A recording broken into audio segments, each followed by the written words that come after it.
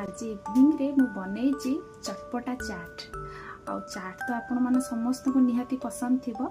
तो चलंतु देखिबा मु आज चाटटा केमती बनैली आउ तार टेस्टटा केमती। मु एठी किछि येलो मटर आउ आलू को सिझे की रखिदिली।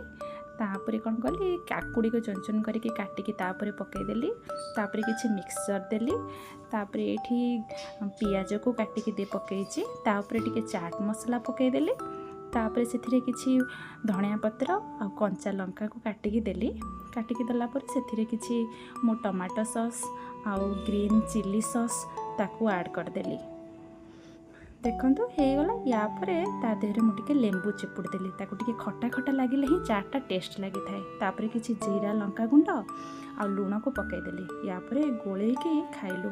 मु यांको दे देइथिली संध्या बेले सेटा खाइया पई। चला पचारिया केन लागुच हे देखो तांको तो बढ़िया लागला।